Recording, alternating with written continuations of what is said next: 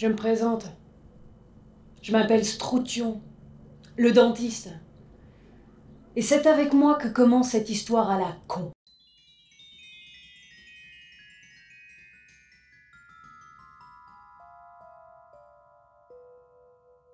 Je me présente, Guy de La Fontaine, metteur en scène, et c'est en partie à cause de moi qu'on fait toute cette histoire. J'ai eu la chance, comme metteur en scène, de travailler plusieurs fois sur des textes de Dürrenmatt. La mort de la Pythie, Thésée et le Minotaure. Bon, c'est un auteur qui m'a touché, et je suis allé m'adresser au centre Dürrenmatt Neuchâtel pour leur proposer de jouer cette très jolie pièce, Le procès pour l'ombre de l'âne, une espèce de fantaisie, une farce, une chose légère, mais nous on joue le texte, on crée un texte de théâtre.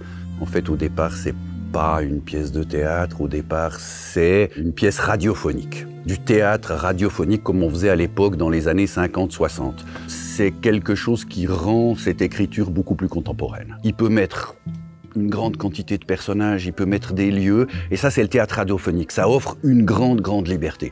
Moi j'aime le théâtre contemporain, le fait qu'ils prennent cette liberté, elle nous oblige nous à prendre la liberté ici, de nous amuser, on est seulement 5 comédiens pour représenter tous ces personnages.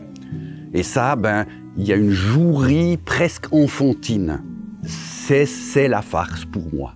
Alors, les thématiques de Dürrenmatt dans Le procès pour l'ombre d'un âne nous rapportent complètement à des thématiques d'aujourd'hui. 50-50 dans la population et ça finit en crise.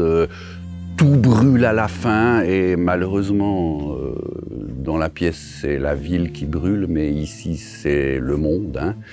Donc, tout ça, effectivement, c'est des questions qui sont posées par Dürrenmatt, qui avait une espèce de conscience d'un monde fragile et dans les mains des humains qui n'étaient pas forcément les mieux adaptés à gérer les choses parce qu'ils se disputent, quoi. La pièce, elle raconte ça, l'incapacité de tomber d'accord, de faire la paix. Ça serait tout simple de faire la paix, mais non, il faut qu'on se dispute et on finit par tout détruire.